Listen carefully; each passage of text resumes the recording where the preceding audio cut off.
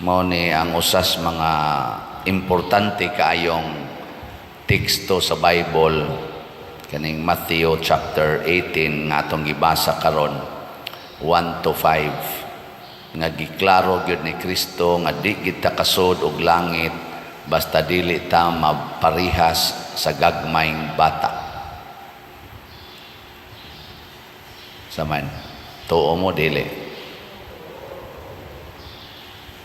Karon sugdi na ninyo dili day ka ng mga maestro sa eskwelahan mo'y makapalangit nato.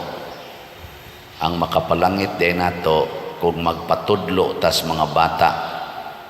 So ang tinuod yung maestro o maestra nato padong sa kinabuhi sa langit maugyod ang mga bata. Subo lang palandongon kay ang mga bata mao na manoy atong kasab-an, mao na may atong patudluan sa mga maestro o maestra. Nya kana ra bang mga maestro o maestra kasagaran mga impiernohonon. Nya mo'y magsigig tudlo sa mga bata kunuhay aron sa ilang kaugmaon. No? Hasta sa ding pare, mo'y magtudlo sa mga bata, nga katikista, tudlo sa mga bata. Nya dito, ang tinuod ay yung magtutudlo aron ta makaadto sa langit, ang mga bata. Ngilingi ay mong tupad. Ing na ato ng balihon, ang bata na magtudlo sa classroom. Dili na ang maestra. Example ha, kinsa may waysa kanang kinder pupil o kanang teacher sa kinder. Oh, nara, klaro na. Di sato pa ang maestra unta sa kinder magsigi og sunod unsay itudlo sa kinder na mga pupil. Ana, haron wa sila isa. Kinsa may minus og sa ang grade 4 nga estudyante o ang maestra or maestro sa grade 4. Kinsay minus og sa ang grade 4. Di ba? Ang lidingi ay mamudiya. Kay kung kining atong pag-eskwela ba, kining atong pag-eskwela dinhi sa atong kalibutan, hangtod mo graduate tag college, masteral pagyod, mag-doctorate pagyod, ug mudalan ni natos impierno wa ni kapuslanan oy. Di ba?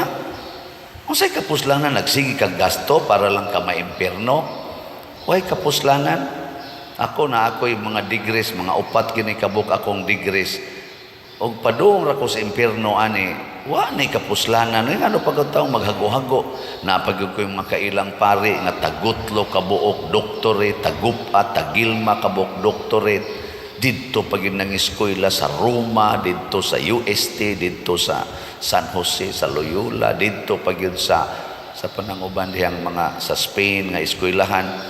O mao na lang sa nay makapaimpirno namong mga pari ay may pag maghimo na lamig bata unya kadtoy among himoong maestro. Pader nganong naghimo mo kag bata namang kay gipaanakan akong himoong maestro ana. Di ba? Saman sakto dili libog na mo. Hasta ako galibog sad ko. Hasta sa mga tinun-an naglibog sad sila panahong Kristo. Pero klaro raman kayo ni ang gustong itudlo ni Kristo nga atong sundon ang mga bata sa ilang pagkaway sala. Imitate the innocence and purity of the hearts and minds of children. Maunay sakto. Kamong mga ginikanan, tutukin ang inyong mga anak. Kanang gagmay ba? Kanang gagmay mga bata gikan sa pagkatao hangtod gyud sa pagka mga tingali mga 7 years old. Kana tutuki ra gud na sila unsay kinaiya gyud sa bata nga makapawagtang sa atong sala, makapawagtang sa atong mga impurities. Una, ang mga bata pariha diri sa Israel nga gihisgutan mapaubsanon, muangkon sa kamatuoran. Dili ang bata mo deny sa kamatuoran. Iya ginang ipakita transparent kay siya sa kamatuoran niya. The truth in him, transparent ang bata. Oh. O kahiyo na siya, mangihi. O kalibangon, libang. Wagi panagana, transparent ba? O gigotom, mukaon. O gisakitan, muhilang. O dalipay, mukatawa. Ipakita ganyang kamatuoran. Di ba? Gaya no, lingi ay mong tupad. Yung na, mupakita dyan kas tinuod. Kamong mga asawang ni Aron din, ubay-ubay magumoy, kumparar sa mga bana. Kinsa ninyo din yung mga asawaha nga, wag yung itago bisan gamay ngadto sa inyong bana, taas ang kamot. Nang wag yun kapamakak ba? Wag yun kapamakak. Naiusang ni isa, hinaot pa unta nga tinuod, pwede na siya mamatay. Nga naman, ditso na nas langit. Uy, wagin mo isa ang kadaghanan kay mga bakakon. Mga bakakon ta. Ang bata di na mamakak. Kana mga bata, o di lang ginatudluag pamakak, di lang naingnon sa ginikan. Ikaw, exultiha. Mamakak na lang sa ng bata kay tudluan mas mga dagko. Ing nasikuan anak. Mamakak na lang hinoon. Pero kung ang bata lang yung imong pasagdan, di gina mamakak. Ang kamatuuran iya ginang ipadayag. Transparent ang iyang truth. Dili pras nato nga tinabunan ang truth. Buhok palang daan, tabunan. Dili ipakita ang tinuod nga buhok. Kilay binadlisan, di ipakita ang tinuod nga kilay. Naong gipaputi, gipahamis, ginusnusan, kay di ipakita ang natural nga naong. Mao man ato tinabunan ba, waxing. Sa psychology na, waxing our personality. Outside nindot jud ko, nindot, pero inside nagkabuang na di ay munas ginhawa di ay padong na di ay maghikog. Pero sa gawas, okay, nice kayo, oy. Okay ra ba dyan ko? Okay ra dyan ko. Pag abot ito sa balay, may pamatay. Ipakita na. Mabitan na ka na mag-counseling ko din. Hilak na yun. Mawa pag gani kasulti, hilak na. Kung ano, ni anhim, siya din maghilak-hilak. Pero musabot rasad ko, anak, kay gusto man ko nga mo gawas, padir, lain akong gibati, pwede ra mo hilak. No, sige lang. Hilak lang diha god. Ipakita ang kamatuoran. Nya muluag dayon ang iyang gibati. Anang mo hilak na, nya mo angko na siyang sa, nga wa gid na niya angko na ako pader. Kasa jud ko sa akong bana, wa gyud kay baw akong bana nga nagpa-abort day ko kay nabuntisan ko sa akong na-meet nga laki. Kauban ako sa opisina, naggimik-gimik mi, unya nagtukhang-tukhang mi ginagmay. Nya nabuntis ko, akong gi-abort karon pader, gi-torture jud ko pader, di na ko hapit katog ana. Naiusahi mo siyagit ang bata. Ang bata ba kay na gunay guardian angel, mo siyagit ko no ako no mabatian yang bata nga mo siyagit. Tunga-tungang gabi nga nahinanok na siya, naili mo kalim, na mamata siya, kuba day iyang dughan, mahinomduman dayon niya ang iyang gi-abort nga bata ug ang iyang sa iyang bana. Yunan ka na, katorturing ana sa part sa asawa, niya imong bana inigabot, gakos-gakos din mo, love you day, ingon sa ka, love you, niya gitukhang day kasi mo. Huwag batasan. Ako advice, isulti na. Isultis imong bana. Sa pader, mamatay ko na ko, maunay angay ni mo. Angay kang patyon. Gipatay mo gito ni mo imong anak. Ikaw sad, mas angay pa kang patyon, mas maayo pag mamatay kas kamot sa imong bana pagtugan imong tinuod kaysa mamatay ka dito sa impierno tungod kay na makakahangtod sa imong kamatayon. Musamot og hilak. Musamot og hilak pero ini ko maghilak boingon din siya bitaw pader no. Angayan magyukong patyon karon ini kakita namo sa akong bana, ako dayon siyang sultihan. Mana na ako na experience ana. Ako kulbaan sa gon ako, yay, patay gini ba yan? Sus, pag humana mo kita, ingon siya nga, lipay naman kay naong after mga few months. Nako niya, musta naman? Ingon din siya, Pader, ako gitong nasultis akong bana. Pag sulti lagi na ako, Pader, gahuwat na lang ko kanus ako niya patyon. Sige na lang kong hilak. Akong bana, portin sukua, Pader. Pero pagkadugayan, Pader, gigakos bi ako sa akong bana, Pader. Nako niya, wa kaluo ka. Ingon din siya nga, iya kong gigakos, nagpasalamat siyang nitugaan ko kay nakatugaan sa siya nako, nga naa sa day siya mga babae. Sa sus, lamia sa yung patyon sa akong bana, Pader. Ako, Pader, kausa ko nakasa siya, day, Pader, kalima, day siya nakahilabot og laing babae. Nya, nahimo siyang courageous nga nisulti nako og nihilak sad siya og nangayog pasaylo. Nako, oh, kanindot, anak. No? Ang mura mamugwa katuo. Pirmi din akong masinati, lain-lain lang okasyon. Ang ako rin tugan sa tinuod. Mo na kinaiyas bata. Ang bata, mutugan ginas tinuod, mupakita ginas tinuod, ato ng praktison, transparency. Mabita din sa atong parokya, transparent yung kay ko din kutob sa mahimo, labi na gid sa atong financial. Mabita ng ako ginang i-report kanunay ang atong mga slots nga nahalin ug ang ato sang mga expenses nga nagastuhan. Kunya makita po na ninyo din sa atong palibot ug sa mga projects nga atong gihimo sa Maskapilinya, katong mga activities, Thanksgiving ni Bishop Chupilo Kamomot ug uban pang mga activities karon sa mga retreat of priest na sani.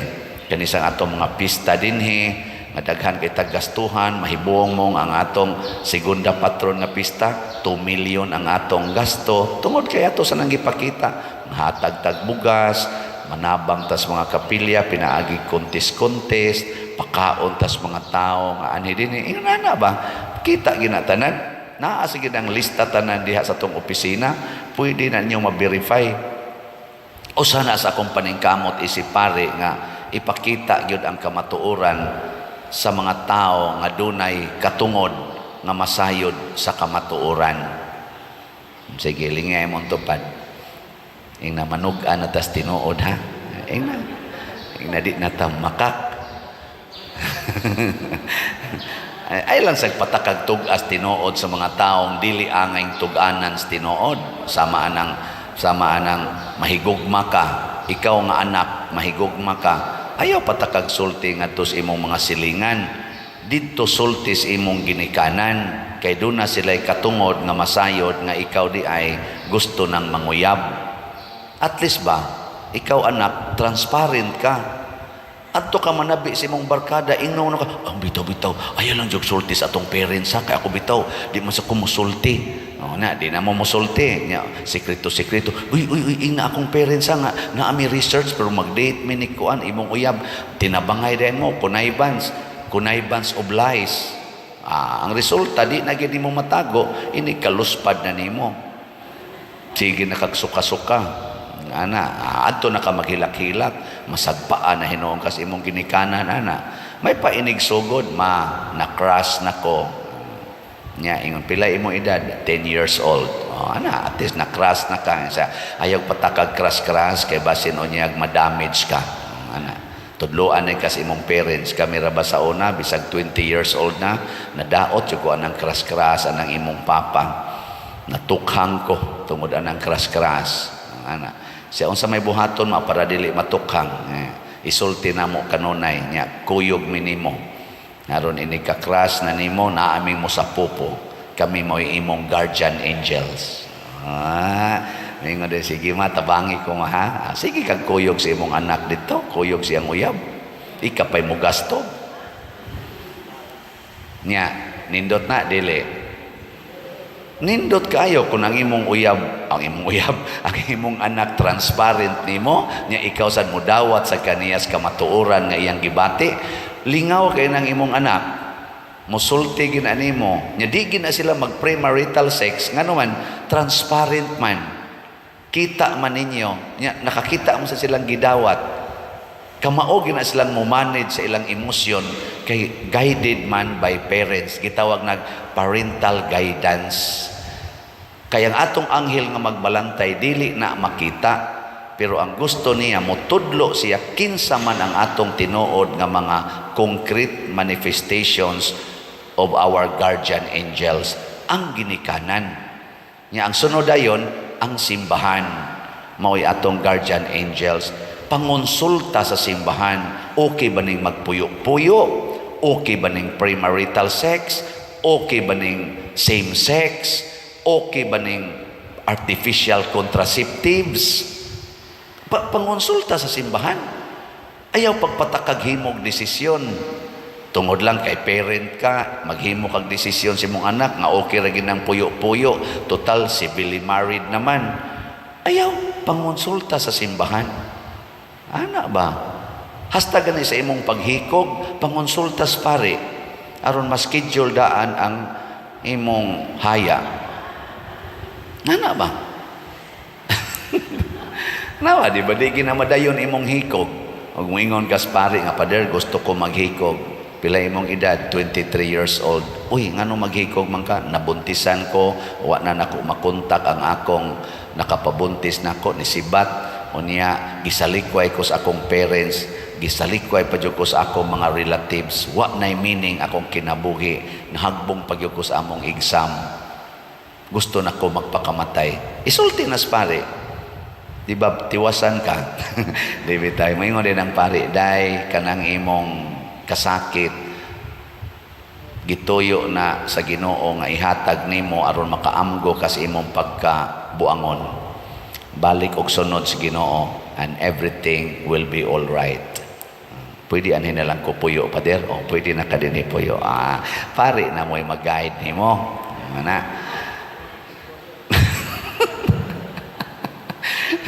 Lain na sa dinyong otok. Kani pare. 23 years old, di ka anak. Giyahe ba? Giyahe. Ana, na may daghang mga madre diha, sister, sa gupao sa rin di ang sinalikway. Na ako'y gihimo ha, nanay. Gisalikway na siya siyang mga parents, siyang relatives. Ana, akong gisagop. 20 years old. 14 gwapaha. Akong gisagop. Nya human gibutang nako sa mga madre. Nya ang mga madre mao'y ning himo og paagi nga maka-eskwela siya. Nya ako'y naggasto. Ni graduate siya cum laude sa HRM. Karon manager na sa usa ka dako kayo nga kana ganing business establishment ganing dinhi sa atong Pilipinas. Nya nanay anak tulo ka buok. Maayo ang iyang pagkabutang. Ana, in siya, sus, Pader, ugwa pa jud ka ato, hain nakakaroon pa dong. Tuod ay mo kang pare, di ka mao, anak, ka mao, eh. Tutok-tutok rabang mo diha. Una nga, part of our transparency, akong i-report ninyo ang atong kuan, mga slots, ha? Tanaw na tong transparent, basad mong mupalit. So, ang atong Holy Pads, Holiness, Peace, and Divine Salvation para ni sa retreat sa mga pari na natay halin nga niabot na og 40,124 slots. Pakpak. So, naapa ni siya ay 59,876 slots nga available. Nya mga November 7 ang atong deadline ani. Unya ang sa ato sad nga MMEG or MEG, Mother Mary's Enriching Graces, para sa atong segunda patron nga kapistahan karon ra baning October 5 karong Huwebes magsugod na ta na atay halin nga 3,484 slots na apay 16,516 ka slots nga available. So, ato gyapong pakpakan ang namalit ni ini. Salamat kaayo. Unya sa ato sad nga 30 slot challenge na natay nadawat nga 317 ka 30 slot challenge. Unya padayon pataaning mga challenge. Sa ato sang mga katong investment slot nga DSAP, Divine Solution and Prosperity, na natay na dawat nga pledges nga 51 ka slots. 89 slots na lang ang available. Niya sa kaning 51 kas pledges na dawat na sa nato ang actual cash investment nga 25 slots. Pagpakyapon. Kanindot ani